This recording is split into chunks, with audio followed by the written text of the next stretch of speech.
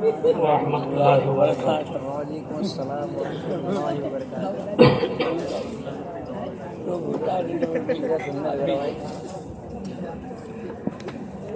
الحمد للہ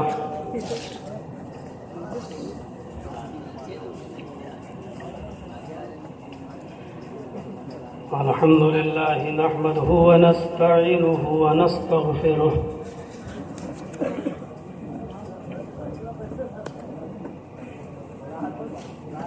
ونعوذ باللہ من شرور انفسنا ومن سیئات اعمالنا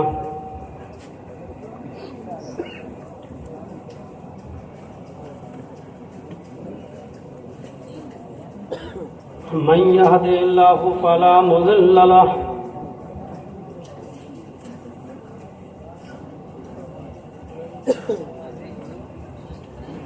ومن يضلله فلا هادي له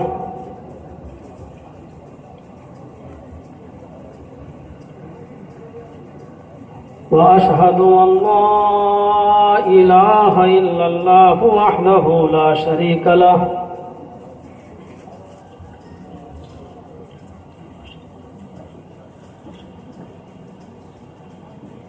وأشهد أن محمدًا عبده ورسوله أما بعد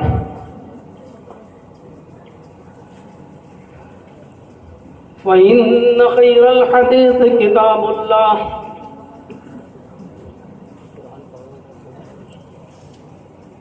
وخير الهدي هدي محمد صلى الله عليه وسلم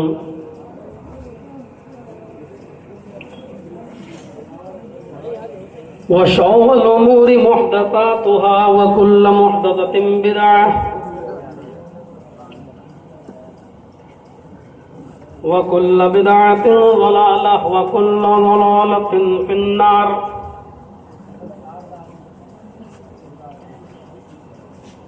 أعوذ بالله من الشيطان الرجيم بسم الله الرحمن الرحيم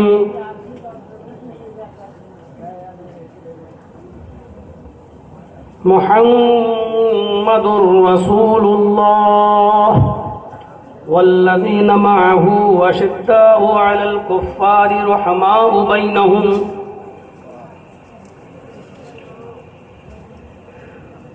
رب اشرح لي صدري ويسر لي أمري واحلل عقدة من لساني يفقهوا قولي۔ حمد و ثنا، تعریف و توصیف، کبریائی اور بڑائی وحدہ لا شریک کے لیے لائق و سزاوار ہے۔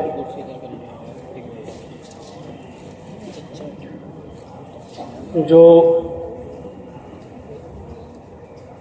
ہم سب کا خالق ہے،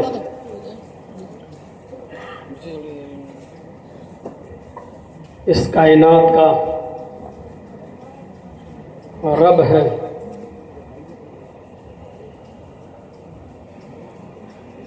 علی کل شیء قدیر ہے، اور درود و سلام کے بے شمار پھولوں کی بارش ہو محسن انسانیت رحمت للعالمین جناب محمد رسول اللہ صلی اللہ علیہ وسلم کی ذات اقدس پر اللہم صلی وسلم وبارک علیہ۔ مجھے خاص طور پر جس موضوع پر بولنے کا حکم دیا گیا ہے وہ ہے عظمت صحابہ، یا اس کو یوں بھی کہہ سکتے ہیں کہ مقام صحابہ۔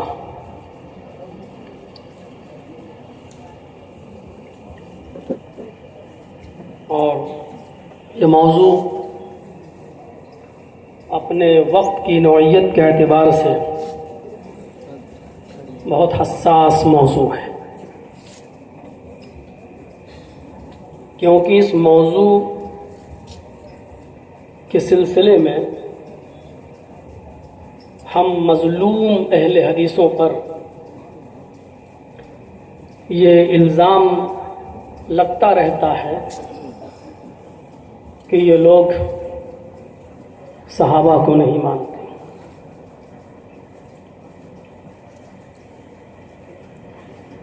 ویسے میں نے بہت پہلے ایک بات کہی تھی، شاید آپ کو یاد ہو، کہ بہت سے لوگ جو بڑے بڑے دو گروہ ہیں، خاص طور پر ابو حنیفہ رحمۃ اللہ علیہ کے ماننے والوں میں، ایک کی نسبت دیوبند کی طرف ہوتی ہے اور دوسرے کی نسبت بریلی کی طرف ہوتی ہے۔ یہ دونوں ہندوستان کے شہر ہیں۔ ان میں سے ایک گروہ ہمارے تعلق سے یہ کہتا ہے کہ یہ صحابہ کو نہیں مانتے، اور دوسرا گروہ بڑے دھڑلے سے یہ کہتا ہے کہ یہ نبی کو ہی نہیں مانتے۔ حالانکہ یہ خود ہی آپس میں دیکھا جائے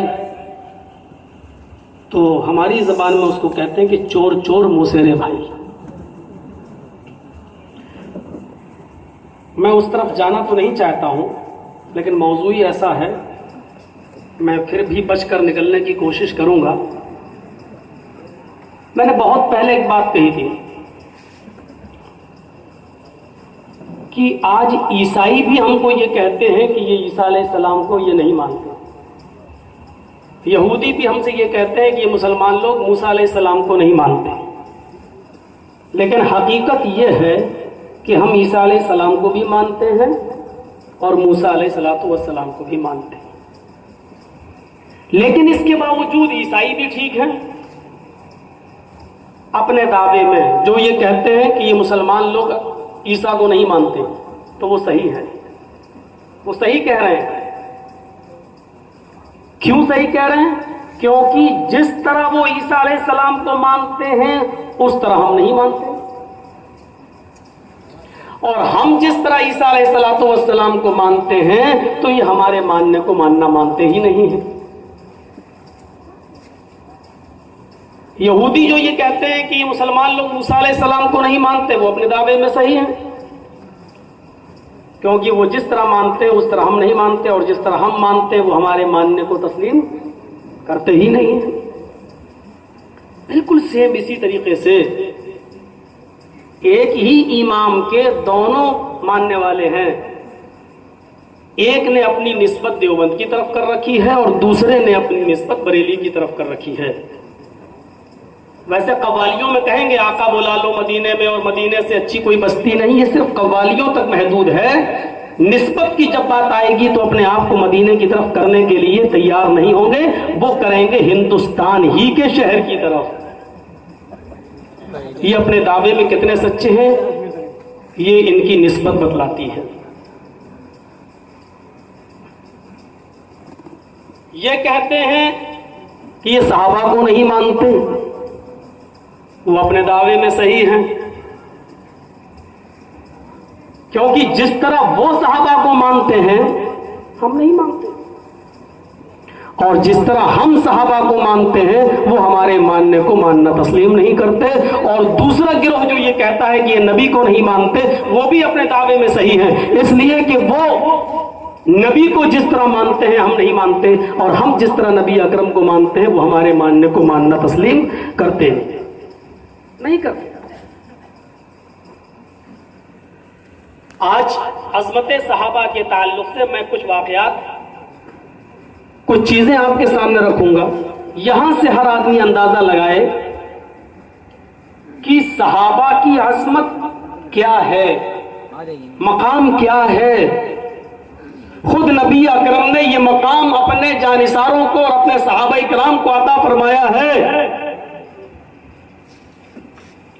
0 پوائنٹ سے ان کی زندگی کی شروعات ہوتی ہے، 0 پوائنٹ سے، اور نبی اکرم کی صحبت میں رہ کر، نبی اکرم سے ملاقات کرنے کے بعد اور اپنی سچائی، اپنی امانتداری اور اپنی عدالت کے بلبوتے پر وہ آسمان کی بلندیوں پر فائز ہو گئے، آسمان کی بلندیوں نے ان کو پکارا، اور وہ جو 0 پوائنٹ سے اٹھے تھے ان کی عظمت اور بلندیوں کا عالم یہ ہے کہ نبی اکرم صلی اللہ علیہ وسلم نے ان کے مقام و مرتبے کو آسمان پر پہنچا دیا۔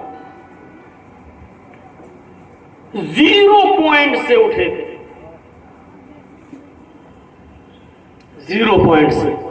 اور اس سلسلے میں خلفائے راشدین سے اپنی بات کو شروع کروں گا۔ پہلے حضرت ابوبکر صدیق، پھر عمر فاروق، پھر حضرت عثمان، پھر حضرت علی، اور اس کے بعد دیگر صحابہ۔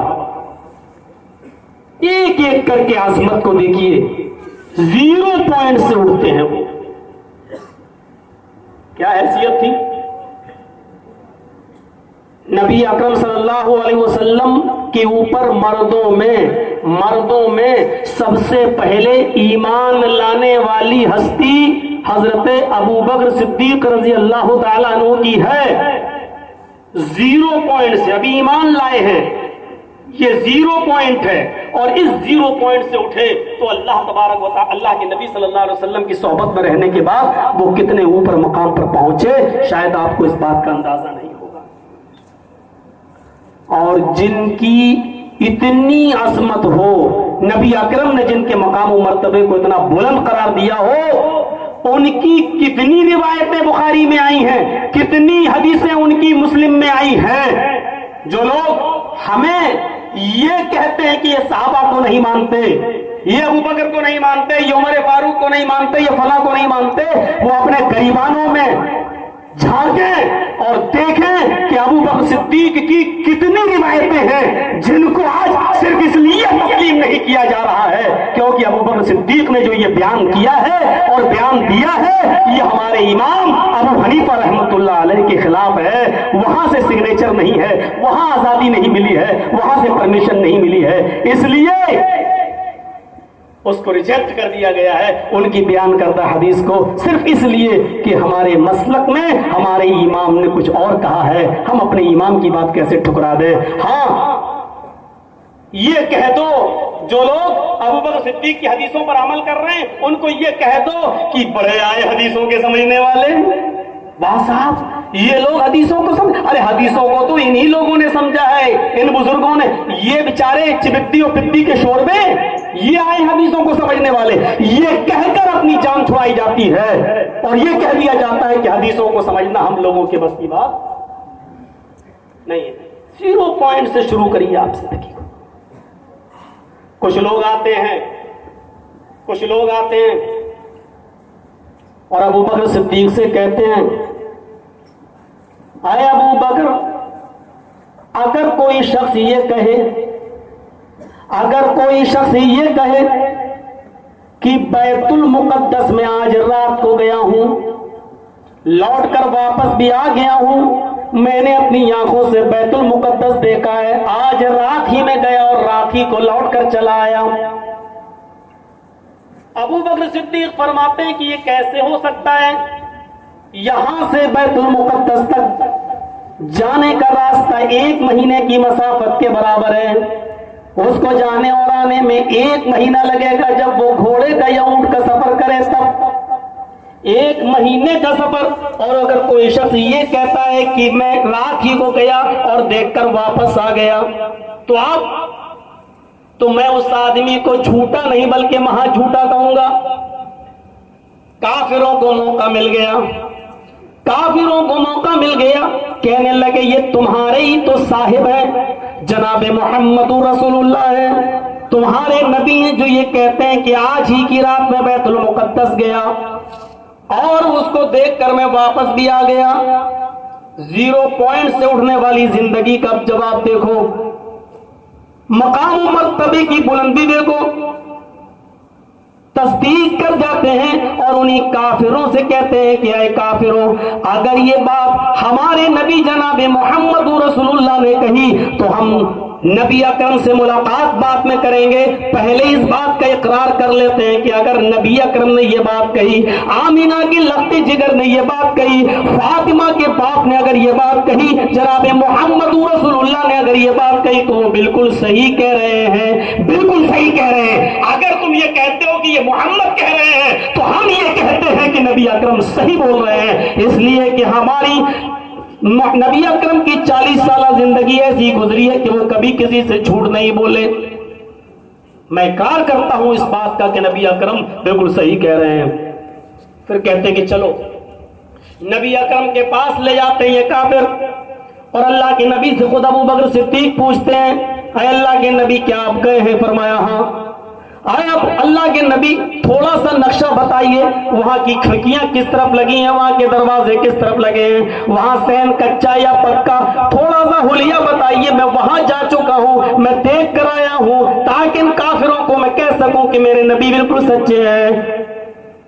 اللہ کے نبی فرماتے ہیں کہ اللہ تبارک و تعالیٰ نے میرے سامنے بیت المقدس کا نقشہ لا کر کھڑا کر دیا، بیت المقدس لا کر کھڑا کر دیا، میں دیکھتا جا رہا تھا اور بتاتا جا رہا تھا، اور ابو بکر صدیق فرماتے جاتے تھے کہ آپ بالکل صحیح کہہ رہے ہیں، آپ بالکل صحیح کہہ رہے ہیں۔ جب نبی اکرم کی اس بات کی تصدیق ابو بکر صدیق نے کی، تو جانتے ہو محمد رسول اللہ صلی اللہ علیہ وسلم کی زبان مبارک سے ان کو کیا خطاب ملتا ہے، آئے ابو بکر، تم ابو بکر نہیں ہو، تم صدیق ہو، سب سے زیادہ تصدیق کرنے والے، میری بات کو آنکھ بند کر کے ماننے والے، 1 مہینے کی مسافت کا سفر، اور میں یہ کہہ رہا ہوں کہ آج گیا ہوں، لوٹ کے واپس بھی آ گیا ہوں، اور سب سے پہلے تم نے اس بات کی تصدیق کی ہے، تم صدیق ہو، 0 پوائنٹ سے اڑنے والی یہ شخصیت، لیکن جب مقام جب جناب محمد رسول اللہ کی صحبت میں جاتی ہے تو وہاں سے صدیق کا لقب پاتی ہے، وہاں سے صدیق اکبر کا خطاب پاتی ہے۔ میرے پیارے ساتھیوں، ذرا تصور کیجئے اور اندازہ لگائیے، اور وہ لوگ بھی اندازہ لگائیں اور نوٹ کر لیں کہ ابو بکر صدیق کی کتنی حدیثوں پر عمل کرتے ہیں، اور ابو بکر صدیق کی کتنی باتوں کو یہ کہہ کر ریجیکٹ کر دیتے ہیں کہ یہ ہمارے مسلک کے خلاف ہے اور ہمارے امام کے خلاف ہے، ہمارے مسلک کے مخالفت کر رہی ہے، یہ شافعیوں کے لیے ہے، یہ مالکیوں کے لیے ہے، یہ حنبلیوں کے لیے ہے، یہ فلاں کے لیے اور فلاں کے لیے ہے۔ میرے پیارے بھائیوں، وہ لوگ آج ہم سے کہتے ہیں کہ یہ صحابہ کو نہیں، 0 پوائنٹ سے اڑنے والی شخصیت نبی اکرم کی صحبت میں رہتی ہے تو صدیق کا لقب پاتی ہے۔ یہ ہے مقام رسالت، یہ ہے مقام صحابہ، یہ ہے عظمت صحابہ۔ غار ثور میں ہے، کافر پیچھا کر رہے ہیں، کافر پیچھا کر رہے ہیں، ایک نبی ہے اور ایک نبی کے ساتھ رہنے والی شخصیت ابو بکر صدیق کی ہے۔ ظاہر ہے کہ ابو بکر صدیق کے اوپر وحی نہیں اترتی ہے، جبرائیل ابو بکر کے پاس نہیں آتے ہیں، لیکن غار ثور میں چھپے ہوئے ہیں دونوں۔ ابو بکر فرماتے اللہ کے رسول، اتنا چھوٹا یہ کار کا منہ ہے، اگر تھوڑا سا جھانک دیں، سر باہر نکال لیں تو یہ کافر ہم کو دیکھ لیں جو غار ثور کے دہانے پر کھڑے ہیں۔ ایسے موقع پر نبی کی صحبت میں ہے ابو بکر، اور اللہ کے نبی اپنے جو جملے استعمال کر رہے ہیں، اپنے ان جملوں میں ابو بکر صدیق کو بھی شامل کر رہے ہیں۔ مقام صحابہ دیکھو، عظمت صحابہ دیکھو، اللہ کے نبی حضرت ابو بکر صدیق سے فرماتے ہیں لا تحزن ان اللہ معنا، اے ابو بکر تمہیں گھبرانے کی ضرورت نہیں، ان اللہ معنا، اللہ ہم دونوں کے ساتھ ہے۔ یہ نہیں کہا کہ میں نبی ہوں اس لیے میرے ساتھ اللہ ہے، تم اپنا معاملہ نپٹو، تم میری صحبت میں ہو، تم میرے ساتھ ہو، میرے ساتھ ایک غار میں چھپے ہوئے ہو، اور اپنے ساتھ اپنے ساتھی کو بھی جوڑ لیا، اور معی کی جگہ پر معنا کہا، ان اللہ معنا۔ اے ابو بکر سنو، گھبرانے کی ضرورت نہیں ہے، ان اللہ معنا، اللہ ہمارے ساتھ ہے، کچھ نہیں ہوگا انشاءاللہ، کیونکہ اللہ ہم دونوں کے ساتھ ہے۔ یہ ہے مقام صحابہ، یہ ہے عظمت صحابہ۔ میرے پیارے ساتھیوں، یہاں سے آپ اندازہ لگا سکتے ہیں کہ مقام اور عظمت کا عالم کیا ہے، مقام کا اور عظمت کا عالم کیا ہے۔ ابو بکر صدیق کو صدیق کا لقب بھی ملا، ان اللہ معنا کہہ کر مقام و مرتبے کو بلند کر دیا۔ اتنا ہی نہیں، ذرا آپ غور کریں، ایک دن ممبر کے اوپر کھڑے ہیں اللہ کے نبی جناب محمد رسول اللہ صلی اللہ علیہ وسلم، امام احمد اپنی مسند میں نقل کرتے ہیں، طبرانی میں نقل کیا اور البانی نے حسن کا قرار دیا۔ اللہ کے نبی جناب محمد رسول اللہ صلی اللہ علیہ وسلم نے اس ممبر کے اوپر کھڑے ہو کر ایک ہی خطبے میں 8 مرتبہ حضرت ابو بکر صدیق کو جنت کی بشارت دی۔ ابو بکر جنتی ہے، ابو بکر جنتی ہے، ابو بکر جنتی ہے، ابو بکر کان فی الجنہ، ابو بکر جنتی، ابو بکر جنتی، ابو بکر جنتی۔ میرے بھائیوں، جب نبی کی صحبت ملی تو اس سے بڑا مقام کیا ہو سکتا ہے کہ ایک آدمی کو اسی دنیا میں یہ کہہ دیا جائے کہ اللہ تعالیٰ تمہیں جنت میں داخل کر کے رہے گا۔ اور دنیا والوں نے، اس دنیا میں جنہوں نے بھی نبی کی صحبت پائی ہے میرے بھائی، انہوں نے ابو بکر کی عظمت کو دیکھا ہے، خود مرض الموت میں مبتلا ہیں، اللہ کے نبی جناب محمد رسول اللہ صلی اللہ علیہ وسلم بستر پر لیٹے، اٹھنے کی طاقت نہیں ہے۔ ابو بکر صدیق رضی اللہ تعالیٰ عنہ مسجد کے اندر موجود ہیں اور بار بار اللہ کے نبی کہہ رہے ہیں، عائشہ کیا لوگوں نے نماز پڑھ لی؟ عائشہ کیا لوگوں نے نماز پڑھ لی؟ اور اللہ حضرت عائشہ فرماتی ہے نہیں، آپ کے دیوانے آپ کی دید کے منتظر ہیں، آپ کا انتظار کر رہے ہیں مسجد کے اندر۔ اللہ کے نبی فرماتے ہیں پانی لاؤ، پانی لایا گیا، آپ نے وضو بنایا، وضو بنانے کے بعد جیسے اٹھے غشی آ گئی، چکر آ گئے، آپ گر پڑے، پھر ہوش آیا، عائشہ کیا لوگوں نے نماز پڑھ لی؟ کہا بھی نہیں، آپ کے انتظار میں ہیں، آپ کے بغیر کیسے نماز پڑھ لیں گے؟ فرمایا پانی لاؤ، پانی لایا گیا، پھر وضو بنایا، پھر اٹھے، پھر غشی آئی اور پھر زمین کے اوپر گر گئے، تیسری مرتبہ ہوش آیا، فرمایا عائشہ کیا لوگوں نے نماز پڑھ لی؟ کہا ابھی نہیں، آپ کے دیوانے آپ کے منتظر ہیں۔ فرمایا پانی لاؤ، پھر پانی لایا گیا، وضو بنایا، پھر اٹھے، پھر بے ہوش ہو کر زمین کے اوپر گر گئے۔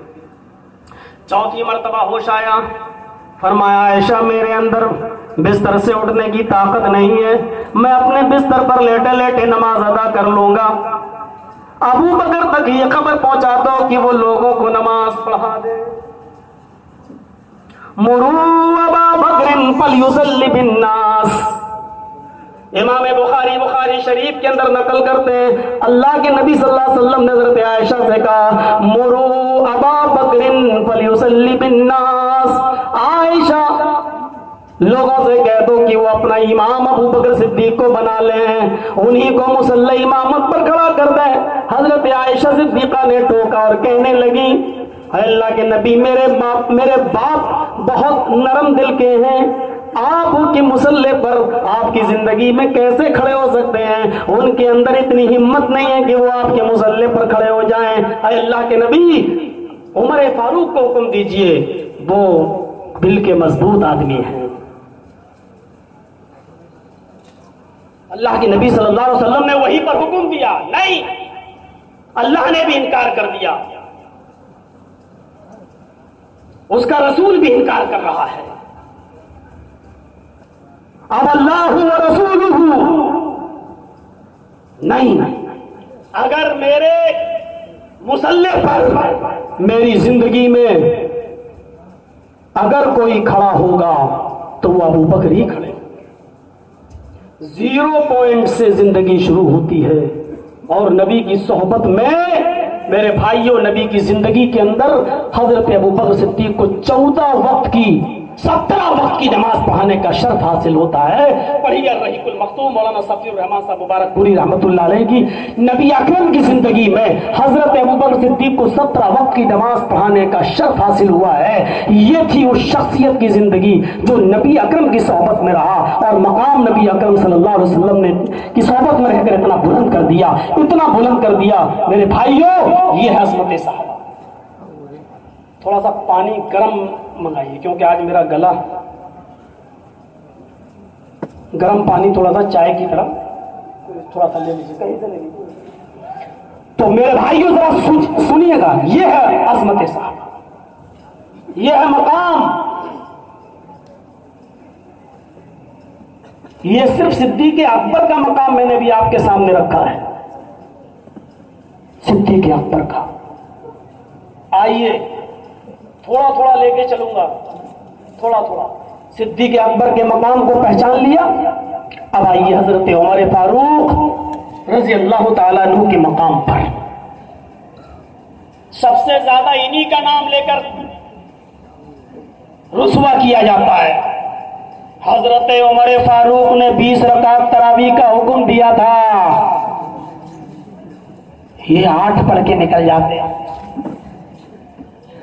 حضرت عمر فاروق نے عورتوں کو مسجدوں میں نماز پڑھنے کے لیے جانے سے روکا تھا۔ یہ وہابی اہل حدیث اپنی عورتوں کو مسجدوں میں بھیجتے ہیں۔ اور یاد ہے وہ ٹاٹا نگر میں جمشید پور میں ایک مولوی نے کیا کہا تھا، سنایا تھا میں نے اسی شجاعت گنج میں، اہل حدیثوں اپنی عورتوں کو بھی میری مسجد میں بھیج دیا کر۔ یہ تقریریں ہوئی تھی، اور اس سے بھی گھناؤنی بات یہ کہی تھی کہ ہمارے بگڑے ہوئے نوجوان بھی مسجدوں میں جانا شروع کر دیں گے۔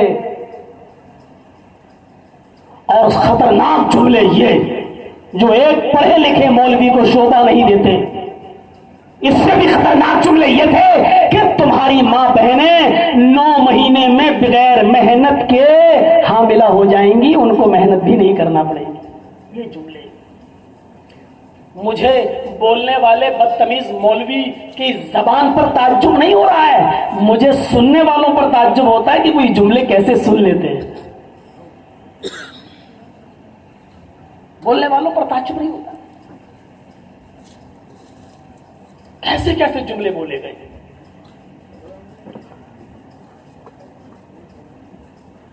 حضرت عمر فاروق کے زمانے میں 3 طلاقیں 3 قرار دے دی گئی تھیں، یہ 3 کو 1 مانتے ہیں۔ میں سمجھتا ہوں کہ اب 3 طلاقوں کا مسئلہ چھیڑنے کی ضرورت ہی نہیں، اب کانپور کی عورتوں میں ہوشیاری آ گئی ہے۔ اور عورتیں جب اپنے ہاتھ میں سینڈل لے لیں اور چپل لے لیں تو میں سمجھتا ہوں کہ اچھے اچھے لوگوں کو دن میں تارے نظر آ جاتے ہیں۔ سب سے زیادہ حضرت عمر فاروق کا نام لے کر نشانہ بنایا جاتا ہے حدیثوں کو۔ 0 پوائنٹ سے حضرت عمر فاروق کی زندگی شروع ہوتی ہے، 0 سے بھی نیچے۔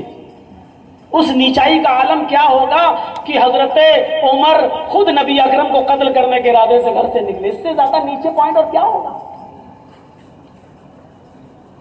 0 سے بھی نیچے پوائنٹ، نبی کے قتل کے ارادے سے نکلے۔ راستے میں کوئی صاحب ملے، کہاں جا رہے ہو؟ کہا آج قصہ ہی ختم کر دوں گا۔ کہا کس کا؟ کہا محمد کا، سارے فتنوں کی جڑ وہی ہے۔ کہا اچھا وہاں بعد میں جانا، پہلے اپنے بہنوئی کی خبر لو۔ کہا ان کو کیا ہوا؟ کہا وہ بھی مسلمان ہو گئے۔ رخ پلٹ دیا۔ پورا واقعہ بیان نہیں کروں گا، یہ چھوٹے چھوٹے بچے جو مدرسوں میں پڑھتے ہیں چمن اسلام کو واقعہ بیان کر دیتے ہیں۔ واقعے کی روح یہ ہے کہ گھر پہ جا کر بہنوئی کو پیٹا، بہن بچانے آئی تو بہن کو بھی پیٹا، بہن نے زبردست جواب دیا، اتنا ہیکڑ جواب، مجھ سے سب کانپتے ہیں، آج میری بہن ڈرنے کے لیے تیار نہیں۔ عمر جو کرنا ہو کر لے، لیکن جو دین لا چکی ہے اس سے پھرنے والی نہیں۔ مجھے بھی پڑھ کے سناؤ۔ وہ چارپائی کے نیچے جو صاحب چھپ گئے تھے وہ نکلے، پڑھانا شروع، قرآن کی چندی آیتیں پڑھی تھی، حضرت عمر فاروق کی دنیا بدل گئی۔ گئے نبی اکرم صلی اللہ علیہ وسلم کے پاس اور بہرحال وہ اسلام لائے، اور اسلامی تاریخ میں عمر فاروق کے اسلام لانے کے بعد سب سے پہلے نعرہ لگا تھا، نعرہ تکبیر، سب سے پہلے جو نعرہ لگا وہیں سے جب وہ اسلام لائے نبی اکرم نے پوچھا تھا، بتاؤ اے عمر، آج تم اسلام لا چکے ہو، تمہاری خواہش کیا ہے؟ فرمایا پہلے میری خواہش کچھ اور تھی، اب میری خواہش اسلام لانے کے بعد یہ ہے کہ ابھی تک آپ زید ابن ارقم کے گھر میں چھپ چھپ کر نماز پڑھ رہے ہیں، اب میری خواہش یہ ہے کہ 39 آدمی اور مجھے جوڑ کر 40 آدمی اسلام لا چکے ہیں، اب آپ خانہ کعبہ میں نماز پڑھائیں، 39 آدمی آپ کے پیچھے نماز پڑھیں، میں خانہ کعبہ کے دروازے پر کھڑا ہوتا ہوں اور دیکھتا ہوں کس کی ماں نے کس کو کتنا دودھ پلایا ہے جو آپ کو خانہ کعبہ میں آنے سے روک سکے، آپ کو نماز ادا کرنے سے روک سکے۔ میرے بھائیوں، پہلی مرتبہ عمر کے اسلام لانے کے بعد اسلام زید ابن ارقم کی گھر کی چار دیواری سے نکل کر خانہ کعبہ تک پہنچا اور جناب محمد رسول اللہ نے سب کو نماز پڑھائی۔ یہاں سے عمر فاروق کی زندگی میں انقلاب پیدا ہوتا ہے۔ یہ بھی نبی کی صحبت 0 پوائنٹ سے ملنے والی، 0 پوائنٹ سے اس سے بھی نیچے پوائنٹ سے شروع ہونے والی زندگی جب اڑتی ہے، نبی کی صحبت ملتی ہے، نبی کے کاشان اختص میں جاتی ہے تو اس کو یہ لقب ملتا ہے کہ لو کان بعدی نبی لکان عمر، اگر میرے بعد کوئی نبی ہوتا تو وہ عمر ہوتا۔ یہ ہے عظمت، یہ ہے مقام، یہ ہے مرتبہ۔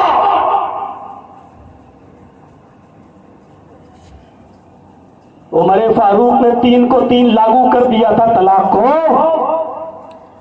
لیکن اگر ساتھ میں یہ بھی کہہ دیا کہ یہ بطور سزا کہ میں ایسا کر رہا ہوں، اگر لوگوں نے مجبور نہ کیا ہوتا تو میں ایسا نہ کرتا، اور اپنے انتقال کے موقع پر ندامت بھی کی ہو، اس کے باوجود تمہاری سمجھ میں نہیں آتا ہے۔ حضرت عمر فاروق کی ان تمام روایتوں کو جمع کرو اور دیکھو کون عمر فاروق کی کتنی حدیثوں پر بلڈوزر چلا رہا ہے۔ آج یہ کہہ کر ان کی حدیثوں کو ریجیکٹ کر دیا جاتا ہے یہ میرے مسلک کے خلاف ہے، یہ ہمارے امام نے اس بات کی تائید نہیں کی۔ آج وہ ہمیں سبق سکھاتے ہیں، یہ عمر کو نہیں مانتے۔ آج وہ ہمیں سبق سکھاتے ہیں، یہ عمر کو نہیں مانتے۔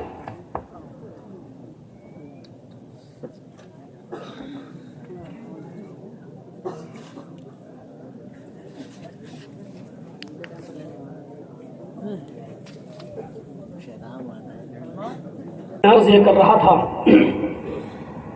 کہ یہ عظمت تھی حضرت عمر فاروق کی، 0 پوائنٹ سے شروع ہوتی ہے اور کیا مقام ملتا ہے؟ لو کان بعدی نبی لکان عمر۔ نکلے قتل کے ارادے سے، اسلام لائے تو مقام کیا ملا، عظمت دیکھیے۔ ایک بار نبی اکرم صلی اللہ علیہ وسلم نے خواب دیکھا، خواب بھی دیکھیے، امام بخاری نقل کرتے ہیں، نبی اکرم صلی اللہ علیہ وسلم نے خواب دیکھا کہ میں سویا ہوا تھا اور ایک کنویں کے پاس پہنچا، وہاں ایک ڈول رکھا ہوا تھا، میں نے اس ڈول کو کنویں کے اندر ڈالا اور پانی میں نے نکالنا شروع کیا۔ اس کے بعد میں نے یہ ڈول حضرت ابوبکر صدیق کو دے دیا، حضرت ابوبکر صدیق نے بھی تھوڑا بہت پانی نکالا اس کنویں سے اس ڈول کے ذریعے، لیکن وہ تھک گئے، پھر وہ ڈول حضرت عمر فاروق نے لے لیا اور عمر فاروق کو میں نے دیکھا۔ یہ نبی اکرم خواب بیان کر رہے ہیں، بخاری شریف کی روایت ہے کہ اب میں نے وہ ڈول لیا، جب تک میں کھینچتا رہا، پھر میں یہ ڈول حضرت ابوبکر کو دے دیا، ابوبکر صدیق نے بھی تھوڑا بہت پانی نکالا اور پھر وہ تھک گئے، پھر حضرت عمر فاروق نے اس ڈول کو لے لیا، پھر میں نے دیکھا کہ حضرت عمر فاروق اس ڈول سے کنویں سے پانی نکالنا شروع کرتے ہیں اور جوان مردی کے ساتھ پانی نکالتے رہے، بہت پانی نکالتے رہے، یہاں تک کہ میری آنکھ کھل گئی۔ صحابہ نے کہا اللہ کے رسول اس خواب کی تعبیر کیا ہے، آپ کیا بیان کرنا چاہتے ہیں، بتانا کیا چاہتے ہیں؟ فرمایا کہ میں اسلام کی دعوت و تبلیغ دوں گا، جہاں تک پہنچتی ہے پہنچے گی، اس کے بعد ابوبکر صدیق پھر اسلام کو پھیلائیں گے، وہ بھی تھوڑا بہت ہی پھیلا سکیں گے، اس کے بعد عمر فاروق کے ہاتھ میں جب قیادت آئے گی، خلافت آئے گی، وہ جب یہ اپنے ہاتھ میں زماں میں قیادت کو سنبھالیں گے تو اسلام ان کے زمانے میں بہت دور تک پھیلے گا، جوان مردی کے ساتھ پانی نکالتے چلے جائیں گے، یعنی اسلام کو ان کے ہاتھوں پر لوگ اسلام قبول کرتے جائیں گے، جس علاقے میں گھسیں گے علاقے کے علاقے فتح کرتے چلے جائیں گے۔ جو 0 پوائنٹ سے زندگی جس نے شروع کی ہو اور جس نے نبی اکرم کے قتل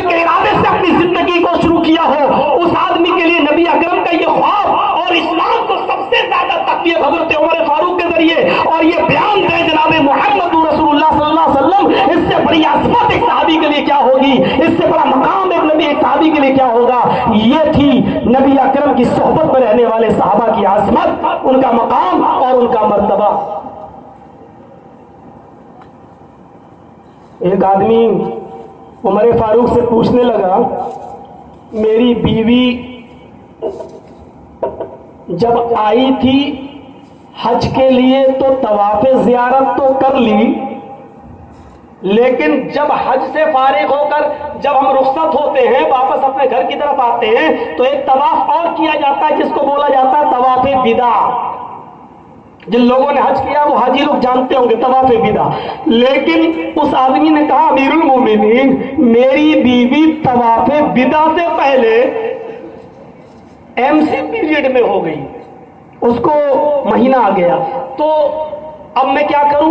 حضرت عمر فاروق نے کہا رک جاؤ اور اپنی بیوی کو روکو، جب تک وہ پاک نہ ہو جائیں، نہا نہ لیں، دھل نہ لیں، صاف نہ ہو جائیں، اور پاک صاف ہونے کے بعد جب تک طواف وداع نہیں کر لیں گی نہیں جا سکتی۔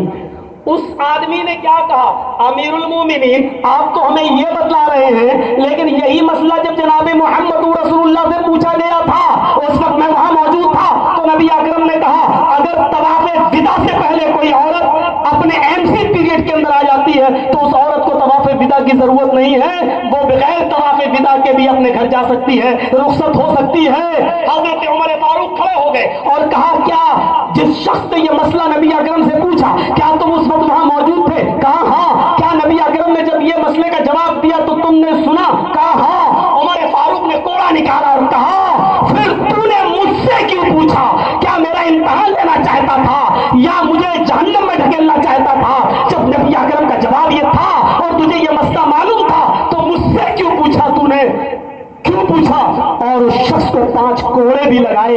میرے پیارے ساتھیوں، حدیث رسول نبی اکرم کی بات کا اتنا احترام کرنے والے ہوں اور نبی اکرم کے فیصلے کو اتنا دل و جان سے ماننے والے ہوں حضرت عمر فاروق رضی اللہ تعالیٰ عنہ، ان کے بارے میں یہ کہا جائے کہ نبی اکرم نے 3 طلاقیں 3 نافذ کی تھی، لیکن حضرت عمر نے قانون بدل دیا۔ کیا ہماری کھوپڑی میں بیٹھتا ہے؟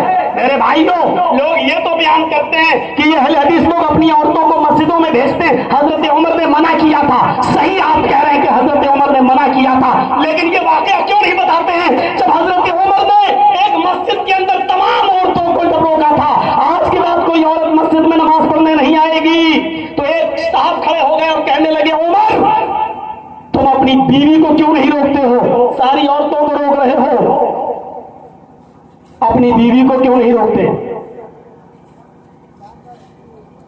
اپنی بیوی کو کیوں نہیں منع کرتے؟ آپ کی بیوی پھر بھی آتی ہے، جب آپ کی بیوی آتی ہے تو اور دوسری عورتوں کو حوصلہ ملتا ہے۔ سنو حضرت عمر کا جواب۔ حضرت عمر فاروق جواب دیتے ہیں کہ میں نے جب اپنی بیوی سے منع کیا کہ میری بیوی تم مسجد میں کیوں جاتی ہو، فتنے کا زمانہ ہے، فساد کا زمانہ ہے، جس کو دیکھو وہ عورت کو اندھیرے میں پکڑ کے لے جاتا ہے، اس کی عزت و آبرو سے کھیلتا ہے، فتنے کا زمانہ ہے، تم کیوں جاتی ہو مسجد میں؟ تو میری بیوی مجھ سے کہنے لگی امیر المومنین میں تمہاری مانوں یا جناب محمد رسول اللہ کی؟ امیر المومنین اللہ کے نبی جناب محمد رسول اللہ نے فرمایا لا تمنعوا مع اللہ ان یصلین بالمسجد، اللہ کی بندیاں اگر مسجدوں میں نماز پڑھنے کے لیے جائیں تو تم ان کو مت روکو۔ اے عمر میں تمہاری مانوں یا محمد رسول اللہ کی؟ آپ نہیں روک سکتے، اس لیے کہ میرے پاس جواب ہے، میرے نبی نے نہیں روکا تو آپ کون ہوتے روکنے والے؟ میرے ساتھیوں، جب میری بیوی مجھے نبی کی حدیث سناتی ہے اور نبی کی حدیث پڑھ کے بتلاتی ہے، نبی کا فرمان جب پڑھ کے بتلاتی ہے تو پھر میری ہمت نہیں ہوتی کہ میں اپنی بیوی کو روک سکوں، اپنی بیوی کو روک سکوں۔ میرے بھائیوں، کبھی کبھی یہ واقعہ بھی بیان کر دیا کرو۔ حضرت عمر فاروق اپنی بیوی کو نہیں روک پاتے، یہ واقعہ بھی بیان کر دیا۔ ان کا نام لے کر سب سے زیادہ ہم کو کوسا جاتا ہے، سب سے زیادہ۔ حضرت عمر فاروق رضی اللہ تعالیٰ عنہ نے میرے پیارے ساتھیوں، کہاں سے اپنی زندگی کو شروع کیا ہے اور کس مقام پر لے آئے؟ عظمت صحابہ دیکھیے، مقام دیکھیے حضرت عمر فاروق رضی اللہ تعالیٰ عنہ کا۔ اللہ کے نبی نے یہ دعا بہت کی، طائف میں جب لوگوں نے مارا تو یہ دعا ضرور کی، اللہم اہد قومی فإنہم لا یعلمون، اے اللہ میری قوم کو ہدایت دے، یہ جانتی نہیں کہ میں تیرا نبی ہوں، تیرا رسول ہوں۔ پوری قوم کے لیے ہدایت کی دعا کر رہے ہیں، لیکن جب اسلام کو کمزور دیکھتے ہیں نبی اکرم، اور ضرورت پڑتی ہے کسی طاقتور اسلام انسان کی کہ اس کے اسلام لانے سے اسلام مضبوط ہو جائے گا، تو نبی اکرم کی نظر میں اگر نام بھی آیا، نبی اکرم کی درشٹی پڑی تو عمر فاروق کے اوپر پڑی، نظر آسمان پہ ڈالی، اور اللہ کے نبی نے انہیں کا نام لے کر یہ دعا کی، اللہم ایّد الاسلام بعمر بن الخطاب، اے اللہ تو عمر کو مسلمان بنا دے تاکہ اسلام طاقتور ہو جائے، اے اللہ اسلام کی دولت سے عمر فاروق کو منور کر دے تاکہ اسلام کو طاقت مل جائے، اللہم ایّد الاسلام بعمر بن الخطاب، بعمر بن الخطاب، اے اللہ اسلام کی دولت عمر کو دے دے، اسلام طاقتور ہو جائے گا۔ جس کا نبی اکرم اپنی زبان پاک سے نام لے، جس کا نبی اکرم اپنی زبان مبارک سے نام لے، اس سے بڑی عظمت اور کیا ہو سکتی ہے، اس سے بڑا مقام اور کیا ہو سکتا ہے؟ یہ صحابی کی عظمت ہے، اور ہم حضرت عمر فاروق کی اس عظمت کے قائل ہیں۔ بلیوں کو خواب میں چھچھڑے نظر آتے ہیں، تمہارے کہہ دینے سے تھوڑی ہم صحابہ کو نہ ماننے والے ہو جائیں گے۔ ہم حضرت عمر فاروق کو بھی مانتے ہیں، ہم حضرت عمر فاروق کو بھی مانتے ہیں، اب تم کہتے ہو کہتے رہو۔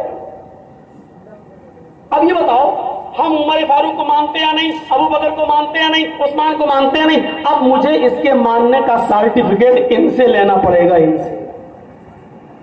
ان بیچاروں سے، ان سے اپنا سرٹیفکیٹ لوں گا۔ یہ تھا مقام حضرت عمر فاروق رضی اللہ تعالیٰ نے۔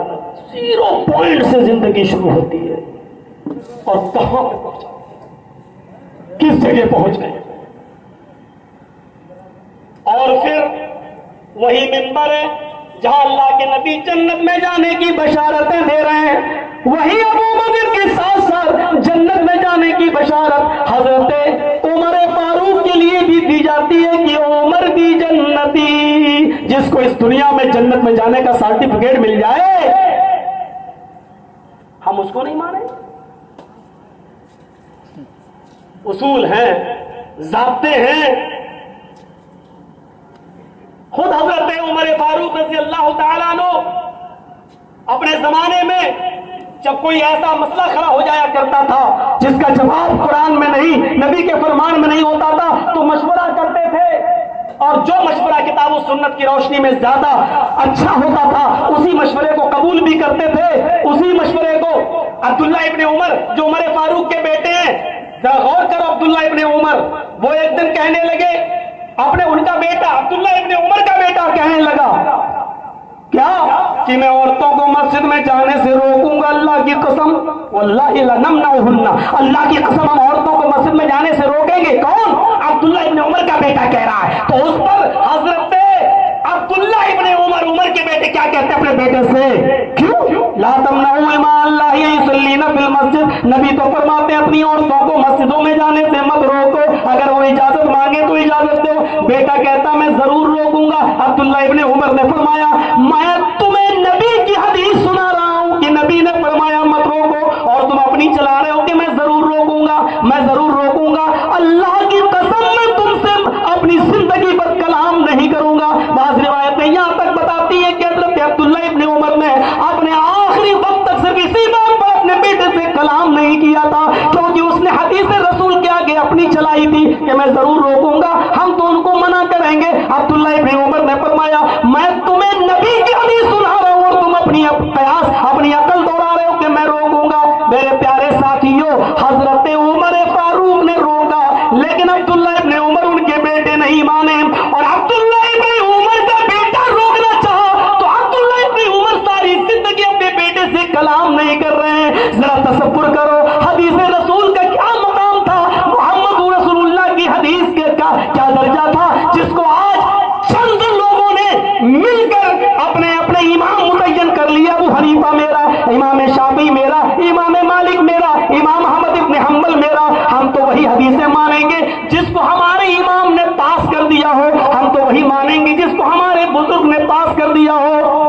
اسلام ہے چوچو کا مربع؟ کون سی چیز ہے؟ ہم اس لیے نہیں مانیں گے حضرت عمر فاروق نے یہ حدیث روایت ہم نہیں مانیں گے، کیوں؟ ہمارے بزرگ کے خلاف ہے، ہمارے امام نے اس کے خلاف فتویٰ دیا، ہم نہیں مانیں گے، اور ہم سے کہتے ہیں کہ یہ عمر کو نہیں مانتے، یہ عمر کو نہیں مانتے۔ میں سمجھتا ہوں کہ عمر فاروق کی صرف اتنی کافی ہے عظمت۔ ابو بکر کی عظمت بتا دی، حضرت عمر فاروق کی عظمت بتا دی، ذرا آئیے حضرت عثمان غنی کی بھی تھوڑی سی عظمت بتا دوں۔ عظمت 0 پوائنٹ سے جن کی زندگی شروع ہوتی ہے اور پھر وہ کیا سے کیا بنتے ہیں، ذرا آپ اندازہ لگائیں۔ ایک دن آیا کہ اللہ کے نبی جناب محمد رسول اللہ صلی اللہ علیہ وسلم نے اپنی بیٹی حضرت رقیہ کا نکاح عثمان غنی سے کر دیا۔ جس دن جنگ بدر ہو رہی تھی اور جنگ بدر میں نبی اکرم کو کامیابی ملی تھی، اسی دن حضرت رقیہ کا، حضرت عثمان کی بیوی کا چیچک کے مرض میں انتقال ہو گیا۔ اس بیماری کی وجہ سے حضرت عثمان جنگ بدر میں شریک نہیں ہو سکے۔ مقام دیکھیے، 0 پوائنٹ سے اڑنے والی زندگی جس کو نبی اپنی بیٹی دے دیں، اس سے بڑا مقام اور کیا ہوگا؟ اور آج یہ صحابی بھی مدعون ہے ایک طبقے کی نظر میں، بلکہ یہاں تک پلاننگ کی جاتی ہے کہ اگر موقع مل گیا تو جس گنبد خضرا کے نیچے محمد رسول اللہ دفن ہے اور ابو بکر اور حضرت عمر، ابو بکر اور عمر فاروق رضی اللہ عنہ، ان کی قبریں ہیں، اگر موقع مل جائے تو ان دونوں صحابیوں کی قبروں کو کھود کر ان کی ڈیڈ باڈیوں کو نکال کر پھینک دیا جائے۔ میرے بھائیوں، ایک طبقہ اس عقیدے کا بھی قائل ہے اور یہ صحابہ کی ڈیڈ باڈیوں کے ساتھ مذاق کرتا ہے، مذاق۔ میرے بھائیوں، میں اس طرف نہیں جانا چاہتا ہوں۔ عثمان غنی جنگ بدر میں صرف اس لیے شریک نہیں ہو سکے کیونکہ ان کی بیوی حضرت رقیہ چیچک کے مرض میں تھی، اور ادھر صحابہ جشن منا رہے ہیں کیونکہ جنگ بدر میں کامیابی مل گئی ہے۔ آج 14 مسلمان شہید ہوئے اور 70 کافر مارے گئے، مسلمانوں میں جشن کا ماحول ہے۔ نبی اکرم بھی مسکرا رہے ہیں کہ آج کم سے کم پہلی اسلامی جنگ میں ہمیں فتح ملی۔ اسی موقع پر ان کے کان میں آواز آتی ہے، کسی قاصد نے کہا کہ اللہ کے نبی صلی اللہ علیہ وسلم، آپ کی بیٹی رقیہ کا انتقال ہو گیا ہے۔ نبی اکرم کا چہرہ جو خوشی و مسرت سے جگمگا رہا تھا مایوس ہو گیا۔ آپ اپنی بیٹی کی طرف جا رہے ہیں، لیکن جب گھر تک پہنچتے ہیں تو کیا دیکھتے ہیں؟ حضرت عثمان ابھی اپنی بیٹی کو اپنی بیوی کو رقیہ کو دفن کر کے واپس آ رہے ہیں۔ آپ اپنی بیٹی کے چہرے کو بھی نہیں دیکھ سکے، دفن کر دیا گیا۔ عثمان غنی کو روتے ہوئے دیکھا۔ کچھ ہی دنوں کے بعد آپ نے عثمان غنی کی حالت دیکھی تو فرمایا، عثمان کوئی بات نہیں، میری بیٹی تھی انتقال کر گئی، ایک دن سبھی کو اس دنیا سے جانا ہے، تم مایوس کیوں ہوتے ہو؟ فرمایا، اے اللہ کے نبی، وہ میری بیوی تھی، یہ تو سچ ہے، لیکن آپ کی بیٹی بھی تھی، آپ کی بیٹی کی وجہ سے برکتیں ہمارے گھر میں نازل ہو رہی تھی۔ فرمایا، عثمان میں نے تمہیں اپنی دوسری بیٹی بھی دے دی، ام کلثوم کا نکاح بھی میں تمہارے ساتھ کرنے کو تیار ہوں۔ عظمت دیکھو، بلندی دیکھو، اور ہم اس عظمت کے، اس بلندی کے قائل ہیں۔ 0 پوائنٹ سے شروع ہونے والی زندگی، 0 پوائنٹ سے اڑنے والی یہ زندگی، حضرت عثمان غنی کو رقیہ ملی اور آپ نے اپنی دوسری بیٹی کا نکاح کر کے ذوالنورین کا خطاب بھی مل گیا، 2 نور والی، یعنی نبی اکرم صلی اللہ علیہ وسلم کی 2 بیٹیاں ان کو مل گئیں۔ حضرت عثمان کے نکاح میں ام کلثوم بھی آ گئی، لیکن مشیت ایز کی گئی ہے عثمان غنی کی یہ دوسری بیوی نبی اکرم کی یہ دوسری بیٹی حضرت ام کلثوم بھی انتقال کر گئی۔ رونے لگے، عثمان مایوس سے رہنے لگے۔ ایک دن آپ نے عثمان غنی کی آنکھوں سے گرنے والے آنسوؤں کو دیکھا تو فرمایا، عثمان اب کیا کروں، میرے پاس اور کوئی بیٹی بھی تو نہیں ہے۔ رب کعبہ کی قدم کھا کے کہتا ہوں، عثمان تم نے میرے کلیجے کو اتنا ٹھنڈا کیا ہے، مجھے اتنی خوشی پہنچائی ہے، اتنی خوشی پہنچائی ہے کہ آئے عثمان، اگر میرے پاس 40 بیٹیاں بھی ہوتی اور ایک ایک کر کے انتقال کرتی جاتی تو میں ایک ایک کر کے تمہاری نکاح میں دیتا جاتا۔ اگر میرے پاس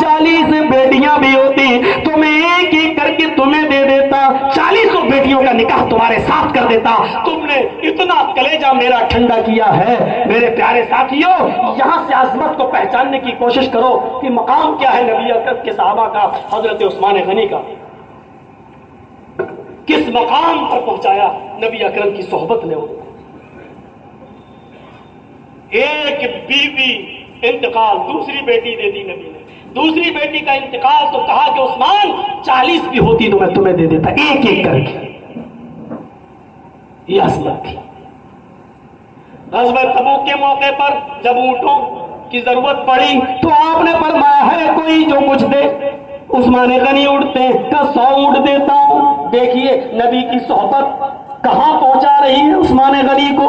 अज़मत देखिए, अल्लाह के नबी ने कहा उस्मान तुमने 100 ऊँट दे दिए, कोई और है जो 100 ऊँट दे। उस्मान गनी फिर उठते हैं कि मैं 100 और दे रहा हूं। फरमाया उस्मान 200 दे चुके, कोई और है जो 100 ऊँट दे। फरमाया उस्मान फिर उठे का मैं 100 और दे रहा हूं। फरमाया उस्मान 300 दे चुके, और कोई है जो 100 दे। उस्मान चौथी बार उठे, मैं 100 और देता हूं। अब आपने फरमाया उस्मान अब तुमसे नहीं कह रहा हूं, उस्मान के अलावा कोई और है जो 100 ऊँट दे दे। फरमाया 5वीं बार भी उस्मान उठे, फरमाया मैं 100 और दे रहा हूं। अल्लाह के नबी ने 7 बार फरमाया, 7 बार उस्मान गनी उठे, कहा मैं 100 ऊँट और दे रहा हूं, 100 ऊँट और दे रहा हूं। 700 ऊँट जब दे चुके, उस मौके पर अल्लाह के नबी जनाब मोहम्मद रसूलुल्लाह ने तमाम सहाबा के मजमे में फरमाया आज उस्मान ने वो नेकी की है, आज उस्मान ने इतना बड़ा काम किया है, आज दीन की इतनी बड़ी खिदमत की है, आज उसने अल्लाह के रसूल की इतनी बड़ी मदद की है कि अभी अभी जिब्रील ने मुझे बताया आज के बाद ऐलान कर दो उस्मान एक भी नेकी का काम न करे फिर भी अल्लाह उसको जन्नत देगा। नबी अकरम के जो अल्फाज थे वो ये थे, लोगों सुन लो, मा जर्रा उस्मान, मा जर्रा उस्मान, मा जर्रा उस्मान, मा मिला बादल यौमी कत्तू। उस्मान तुम्हें कोई चीज नुकसान नहीं पहुंचा सकती, उस्मान तुम्हें किसी चीज का खतरा नहीं है, उस्मान तुम्हें करने की कोई जरूरत नहीं। मा अमिला बादल यौमी कत्तू, आज के बाद अगर एक भी नेक काम न करो फिर भी अल्लाह तुम्हें जन्नत देकर रहेगा, फिर भी अल्लाह तुम्हें जन्नत में दाखिल करके रहेगा। मेरे भाइयों, यहां से उठती है अज़मत सहाबा की। नबी अकरम की सोहबत में रहने के बाद सहाबा भी आसमान की बुलंदियों पर पहुंच गए। जो भेड़ों